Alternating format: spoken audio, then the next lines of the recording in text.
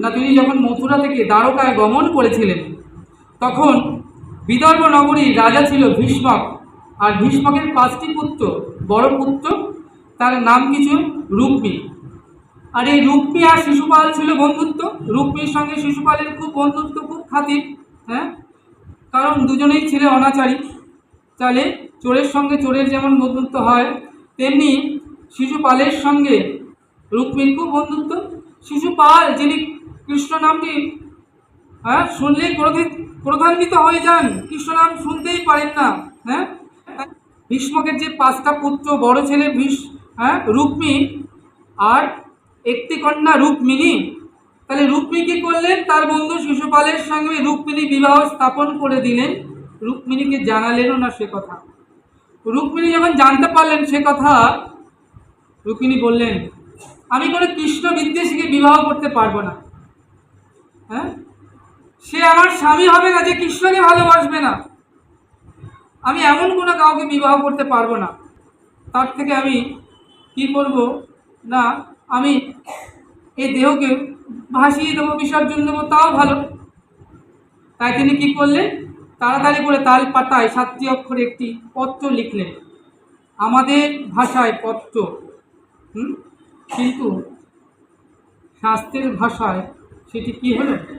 নিবেদন পত্র, অর্থাৎ আত্মনিবেদন, নিজের মনের কথা। হ্যাঁ, অবলার যত মনের কথা, অবলার যত না বলা মনের কথা, বুঝে নিও হে নন্দলালা। 7টি অক্ষর লিখে একটি ব্রাহ্মণকে দিয়ে তাড়াতাড়ি করে পত্রটি তিনি পাঠিয়ে দিলেন দ্বারকায়। আর যাওয়ার সময় নিজের গলার বহুমূল্য হারটি খুলে দিয়ে দিলেন ব্রাহ্মণকে। বললেন, ব্রাহ্মণ তুমি যাও, তড়িৎ গতিতে তুমি যাও, তুমি কাল বিলম্ব করো না, তুমি এখনই গিয়ে দ্বারকাধীশকে বলো এই পত্রটি দিয়ে তাকে জানাও, পত্রটি তার কাছে পৌঁছে দাও। ভগবান যখন পত্রটি পেলেন, খুললেন, দেখলেন পত্রটি 7টি অক্ষর। কেউ তার মনের 8টি লিখেছেন সেই পত্রের মধ্যে, কিন্তু 2টি শব্দ অস্পষ্ট, যেন বোঝা যাচ্ছে না। মনে হচ্ছে লেখার সময় তার আকুলতা, তার মনের যে আবেগ, সেই আবেগে 2 ফোঁটা নয়ন জলে 2টি শব্দ উপর পড়াতে শব্দ দুটো অস্পষ্ট হয়ে গেছে।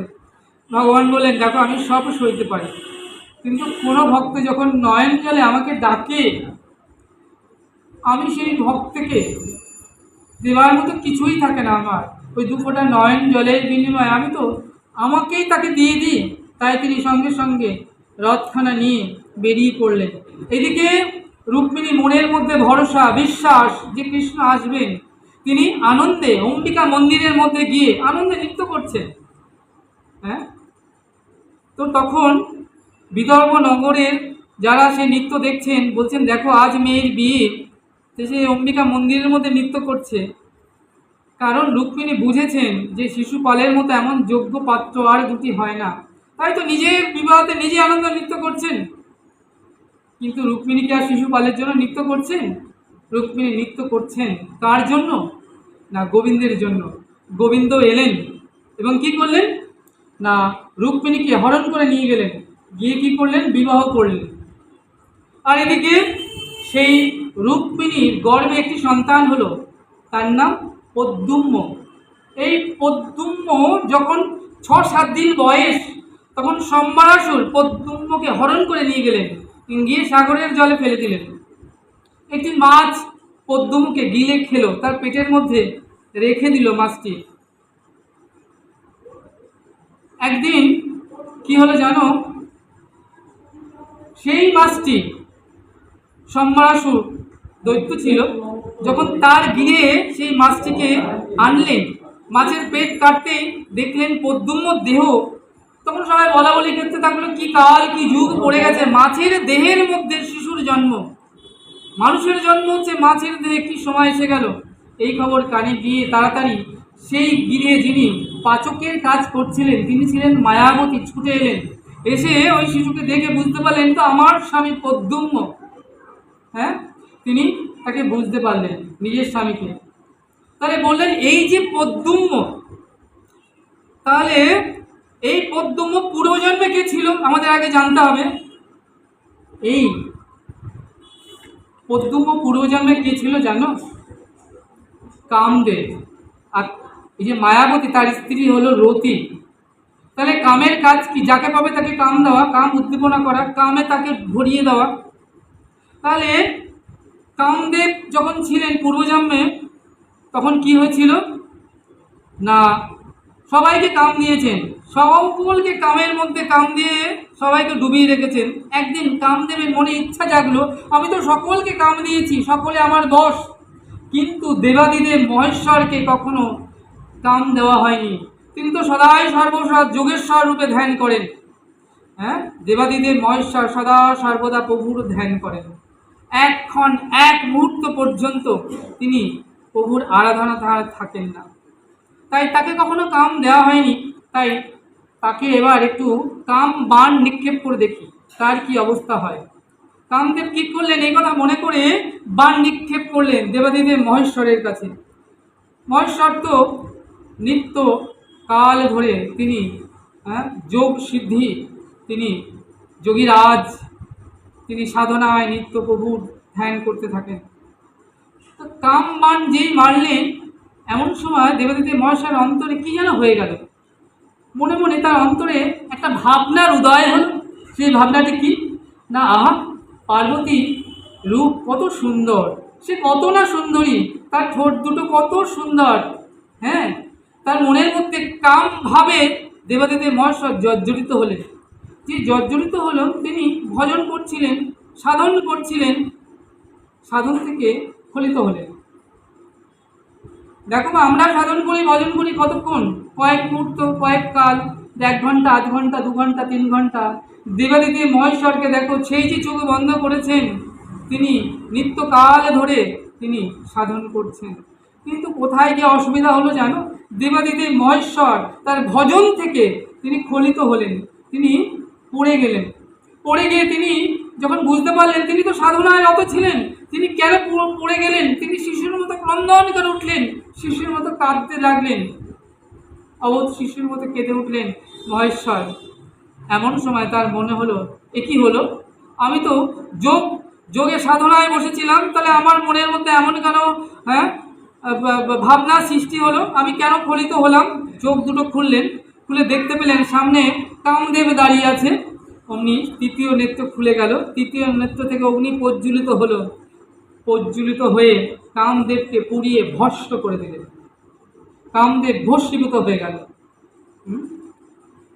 ভস্মীভূত হয়ে গেল মানে কামদেব চলে গেল না, কামের দেহটা পুড়ে গেল, কিন্তু কামের স্বভাবটা কিন্তু রয়ে গেল। যদি কামদেব পুরোপুরি চলে যেত, তাহলে আমাদের মনের মধ্যে কামের উদ্বেগই হতো না। কাম মানে শুধু কামনা নয়, কাম দুরকম। একটা কৃষ্ণ সুখহেতু কাম, অর্থাৎ আমি ভগবানের ভোগ লাগবো, মালা দেবো, তাকে সেবা করব, কৃষ্ণ সুখহেতু কাম, গুরুদেবের সেবা করব, এটা বিশুদ্ধ কাম। আর একটা হচ্ছে কাম কামনা, বিষয় বাসনা, ভোগ লিপ্সা, কাম। তাহলে কামকে যদি তুমি নোংরা জলকে ফিল্টার করে পরিশুদ্ধ করতে পারো, তাহলে কাম কামনা বিষয়ে চলে গিয়ে বিশুদ্ধ প্রেম ভক্তি রতি, যেই যে রতি, সেই রতি উদয় হবে, তাহলে গোবিন্দ প্রাপ্তি সহজ হবে। তারপরে সুখদেব গোস্বামী বলছেন যে এবার সত্যাজিৎ নামে এক রাজা ছিলেন। এই রাজা সত্যাজিৎ তিনি সূর্যের উপাসনা করতেন। সূর্যের উপাসনা করে সূর্যদেবকে প্রসন্ন করে তিনি সামন্তক মণি লাভ করেছিলেন। সামন্তক মণি এমন একটা মণি, যে মণি যে লাভ করবে তাকে প্রত্যেক দিন 8 ঘড়া করে সোনা দেবেন। 8 ঘড়া মানে 8 × 8 64 মণ সোনা। তাহলে সামন্তক রাজা প্রত্যেক দিন লাভ করছে 64 মণ সোনা। এমন সময় ভগবান শ্রীকৃষ্ণ সেখানে এসে উপস্থিত হলেন। সত্যজিৎকে বললেন, সত্যজিৎ, তুমি তোমার ওই সামন্তক মণিটা আমাকে দিয়ে দাও, তাহলে কি হবে, আমি মহারাজ উগ্রসেনকে দেবো। উগ্রসেনের রাজত্বে যত বিশৃঙ্খলা, যত অর্থাভাব, যা কিছু দুর্ভোগ, সেগুলো বিনষ্ট হয়ে যাবে। এই সামন্তক মণি যেখানে থাকবে, সেখানে যদি কেউ সামন্তক মণিকে পুজো করে, তাদের অর্থাভাব হবে না। কারণ সামন্তক মণি রোজ 64 মণ সোনা দেবে না, শুধু সেখানের যত কিছু অশুভ প্রভাব থেকে বিনষ্ট করে শুভকে উদয় করবে। তাই তুমি মহারাজ উগ্রসেনকে সেই সামন্তক মণিটা দান করো। সত্যজিৎ বললেন, না, আমি সাধন করে যে মণিটা লাভ করেছি, সূর্যদেবকে প্রসন্ন করে, আমি এই মণি কখনোই তোমাকে দিতে পারবো না। দিলেন না। শেষে দিলেন কাকে? তার ভাতা, তার ভাতটা পোষেনকে দিলেন। পোষেন সেই মণিটা গলায় পড়ে তিনি শিকার করতে বেরোলেন এবং শিকার করতে গিয়ে সিংহের সঙ্গে তার যুদ্ধ হলো, সিংহ তাকে হত্যা করলেন। এখন জাম্বুবান কি করলেন, সেই সিংহকে হত্যা করে সামন্ত মণিটা নিজের গলায় পড়লেন। আর তার ভাই যখন পোষেন মারা গেলেন, তখন সত্যজিৎ চারিদিকে কি করলেন না প্রচার করে দিলেন যে কৃষ্ণ আমার ভাইকে হত্যা করে সামন্ত মণিকে লাভ করেছেন, কৃষ্ণ নামের অনেক কলঙ্ক হলো। ভগবান বললেন না, এটা তো আর ভালো লাগে না শুনতে। তাই তিনি কি করলেন, যমুবানের কাছে এলেন, এসে বললেন যে তুমি তোমার মণিটা আমাকে দাও। যমুবান দিতে রাজি হলেন না। যমুবান যখন মণিটা দিতে রাজি হলেন না, তখন কি হলেন, যমুবান তিনি মণিটা দিলেন তার কন্যা জম্বুবতীকে। এখন জম্বুবান ভগবান কৃষ্ণচন্দ্রকে দেখে রাম রাম বলে তার চরণে পতিত হলেন। কৃষ্ণ বলছে, তুমি আমাকে রাম রাম জ্ঞান করছো কেন? বললেন, প্রভু ত্রেতা যুগে যখন তুমি সকলকে মৃত্যু বাণ দিয়েছিলে, সকলে যখন হত্যা হয়েছিল, সকলে না ত্রেতা যুগে দণ্ডরণ্য বনপথে তুমি যখন চলেছিলে, সমস্ত মুনি ঋষিগণ তোমার রূপ মাধুর্য দর্শন করে সকলে তোমাকে লাভ করতে চেয়েছিল প্রতিরূপে। তুমি বলেছিলে যে না, এই যুগে আমি এক স্ত্রী সীতাকে গ্রহণ করবো, এটা আমার ব্রত। তাই আগত লীলাতে ত্রেতা যুগের পর দাপর যুগে তোমরা সকলে গোপী দেহ, হ্যাঁ, ঋষি ছাড়া গোপী হয়ে এসো। হ্যাঁ, তাহলে কি হবে না, তোমরা আমাকে লাভ করতে পারবে। ভগবান কেঁদে কেঁদে ভগবানকে বলেছিল, প্রভু তুমি আমাকে একই বর দান করলে, আমি ত্রেতা যুগ থেকে দাপর যুগ পর্যন্ত আমি কেমন করে বেঁচে থাকবো? ভগবান সেদিন রামচন্দ্র বর দান করেছিলেন যমুবানকে, হে যমুবান তুমি ত্রেতা যুগ থেকে দাপর যুগ পর্যন্ত তুমি বসে থাকবে আমার জন্য। তাই তো আজ আমি বসে আছি, আজ তোমার হাতে আমি পরাজিত হয়েছি। তাই তুমি আমার ভগবান, তুমি নিশ্চয়ই তুমি এই মণিটা লাভ করবার জন্য এসেছো।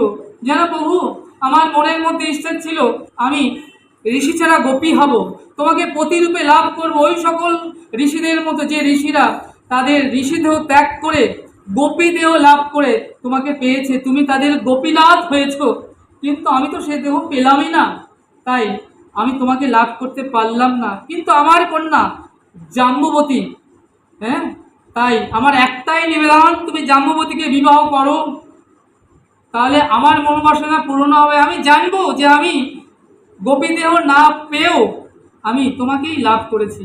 ভগবান তার মনোবাসনা পূর্ণ করলেন। বললেন, হ্যাঁ দেখো, আমি দাপরজিকে অনেক স্ত্রী, অনেক হ্যাঁ কে রমণীর পানি গ্রহণ করবো, অনেক স্ত্রী হবে আমার। তাই কী করলেন, তিনি জাম্বুবানের কন্যা জাম্বুবতীকে বিবাহ করলেন। সেই মণিটা পেলেন, মণিটা নিয়ে সত্যজিতের মুখের পরে ছুড়ে দিলেন। বললেন, এই নিন আপনার মণি, আপনি যে বলেছিলেন হ্যাঁ কৃষ্ণ মণি চুরি করেছে, আমি কখনো আপনার মণি চুরি করিনি। তারপরে কি করলেন ভগবান, হ্যাঁ যখন একথা বললেন, সত্যজিৎ কি করলেন, লজ্জিত হলেন। বললেন, না প্রভু আমার অপরাধ হয়ে গিয়েছে, হ্যাঁ আপনি আমাকে ক্ষমা করুন।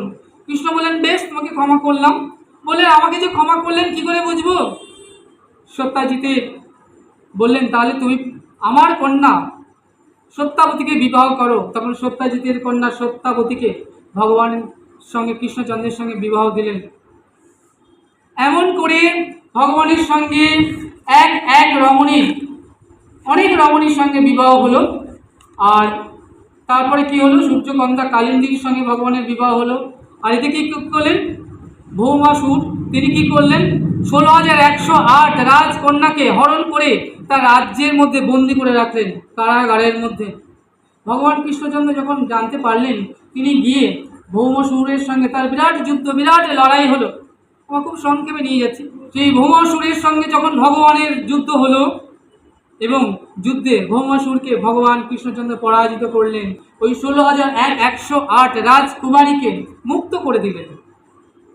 তারা বললেন, ভৌমাসুর আমাদেরকে জোরপূর্বক তার রাজত্বে তার কারাগারে বন্দি করে রেখেছে। এখন আমরা বহুকাল হয়ে গিয়েছি গৃহ ছাড়া, এখন আমরা আপনাদের ঘরে মানে আমাদের নিজের পিত্রালয় ঘরে ফিরে যেতে পারবো না। মৃত্যু ছাড়া আমাদের আর কোনো গতি নেই। তুমি আমাদেরকে রক্ষা করলে বটে, উদ্ধার করলে বটে, কিন্তু মৃত্যুই হবে আমাদের একমাত্র গতি। কারণ আমরা না যেতে পারবো পিত্রালয়ে আত্মীয়ের কাছে ফিরে, হ্যাঁ, না থাকতে পারবো এমন করে বেঁচে, কারণ সবাই জানবে দত্তাসুরের ঘরে আমরা এতদিন ছিলাম, কাটিয়েছি, কেমন করে আমরা বাঁচবো। উনি ভগবান কৃষ্ণচন্দ্র তাদেরকে কৃপা করলেন, তাদের মনে হলো কৃষ্ণচন্দ্রকে দেখে, হ্যাঁ, কি অপসুপুরুষ, কি তার রূপ ও লাবণ্য, তাদের অন্তরে জাগলো, তাকে কৃষ্ণকে প্রতিরূপে লাভ করবার জন্য ভগবান তাদেরকে বস্ত্র অলঙ্কার আদি দিয়ে দ্বারকায় প্রেরণ করলেন। সেখানে গিয়ে কি করলেন, ওই 16,108 গোপিনীকে পাট রানী করে রাখলেন ভগবান দ্বারকাপুরীতে। অনেকে বলেন কৃষ্ণ দেখো এত গোপিনী এত বিলাস করেছেন, লীলা করেছেন, কৃষ্ণ সম্পর্কে যারা জানে না, যারা এমন কথা বলেন কৃষ্ণ তো এত বিবাহ করেছেন, এত লীলা করেছেন, আমরা করলেই দোষ। আরে কৃষ্ণ লীলাকে অনুকরণ করতে বারণ করা আছে শাস্ত্রে। কৃষ্ণ, হ্যাঁ, গিরি গোবর্ধনকে তুলেছিলেন, সপ্তক্রোশ গিরি গোবর্ধন, তুমি তোলো না একটা 1 কেজি ইটকে বা 1 কেজির একটা বড় ইটকে কোনো আঙুলিতে তুলে ধরে দেখাও না যে হ্যাঁ ভগবান করেছিলেন, আমি করতে পারি। এই যে 16,108 গোপিনীকে তারা মৃত্যুমুখে পতিত হচ্ছিল, তাদেরকে প্রাণ রক্ষা করলেন ভগবান, তাদেরকে প্রাণ ফিরিয়ে দিলেন। এবং তাদেরকে শুধু প্রাণ ফিরিয়ে দিলেন না, ভক্তের মনোবাসনা পূর্ণ হেতু তাদেরকে নিজের সৌপাঠ রানী করে রাখলেন। ভগবান লীলাটাকে আগে বুঝতে হবে, তাকে জানতে হবে।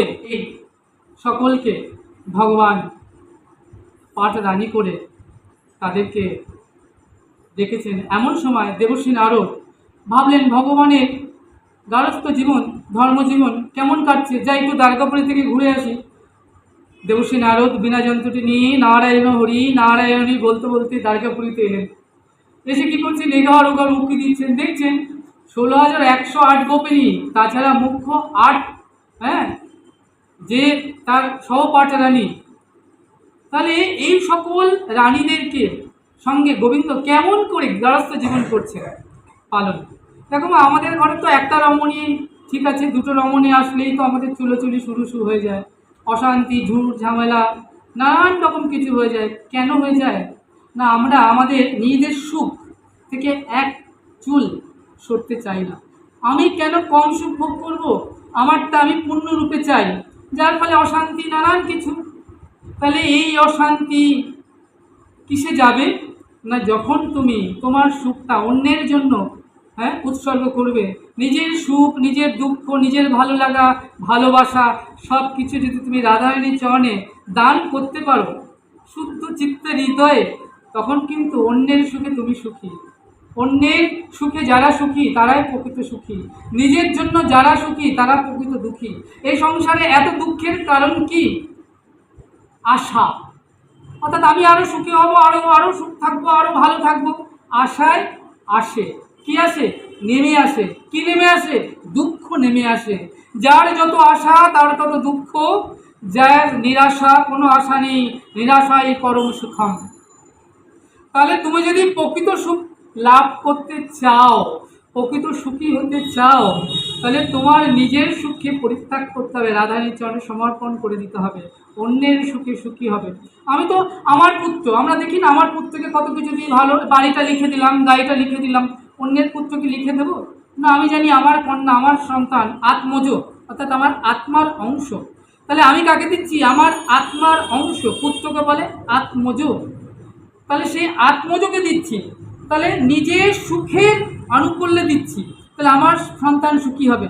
তাহলে পরসুখে কি সুখী, পরকে কি তুমি বাড়িটা গাড়িটা লিখে দিতে পারো না, কারণ সংকীর্ণ হৃদয় আমাদেরকে নিচের দিকে নামায়। তোমার হৃদয় যখন উঁচু করবে, তুমি এখান থেকে আমাকে যেমন দেখছো সবাইকে তাই দেখছো, কিন্তু তুমি যদি একটা 50 তলা বাড়ির উপর থেকে নিচে দেখো, তাকিয়ে দেখো সকলেই সমান। এখানে লাল শাড়ি সাদা শাড়ি, নীল শাড়ি সাদা জামা, লাল জামা কালো চুল সাদা চুল, লম্বা বেটে কাটো সব দেখতে পাচ্ছ। কিন্তু একটা বহুতল বিল্ডিংয়ের উপর থেকে তুমি যখন দেখবে, উঁচু নিচু ভেদাভেদ, নানান কাপড় শাড়ি বস্ত্র, লম্বা খাটো বেটে কিচ্ছু দেখতে পাবে না, তুমি সকলকে সমান দেখবে। ভজন করতে করতে, সাধন করতে করতে, গুরু পদপদ্ম আশ্রয় করতে করতে এই জগতে সাধক নিরন্তর কৃষ্ণ ভজনের মধ্যে রত থাকে। সংসারের কি হলো না, সংসারের সব দায়িত্ব কর্তব্য থেকে তিনি সরেন না, সকল দায়িত্ব কর্তব্য পালন করে। কেমন করে, ওই ব্যাংকের ক্যাশিয়ারের মতো লক্ষ লক্ষ টাকা দিচ্ছে নিচ্ছে, কিন্তু 1 টাকা তার নয়, একটি টাকা নিলে তাকে যেতে হবে কারাগারে। হ্যাঁ, তাই কি করতে হবে, তিনি যেন আজকে 20 লক্ষ 50 লক্ষ টাকা লেনদেন করেছেন, কিন্তু একটা টাকা তিনি লেনদেন করবেন, টাকা ঘাটবেন, টাকার মধ্যে থাকবেন, কিন্তু একটি টাকা তার হবে না। পাকাল মাছের মতো যদি সংসারে থাকতে পারো, গায়ে পাক লাগবে না, তাহলেই কিন্তু তুমি পরম সুখম। হ্যাঁ, তাহলে কি করতে হবে, গায়ে তেল মেখে সংসারে থাকতে হবে। হ্যাঁ, তাহলে গুরু কৃপায় সৎসঙ্গরূপ এমন সাধুসঙ্গ লাভ করে নিত্য নিত্য ভগবত কথামৃত পান করতে করতে চিত্তের যত কিছু আবর্জনা আছে, লোভ লালসা কাম কামনা বিষয় বাসনা যত দূরে যাবে, তখন দেখবে তোমার আন কথা আসছে না, অন্যে কি করছে আসছে না, ওর দোষটা দেখছো না, এই তুমি এটা কেন করলে, এই তুমি এখানে কেন বসলে, এই তুমি এখানে কেন পা দিলে, এসব আসবে না। তখন তুমি কি হবে, তখন সকলকে সমদৃষ্টি হবে, কে নিজের পুত্র কে পরর পুত্র, কিচ্ছু জ্ঞান থাকবে না। তখন তুমি বুঝবে তোমার ভজন ত্বরান্বিত হচ্ছে, তখন গোবিন্দ প্রাপ্তি তোমার নিকট হবে।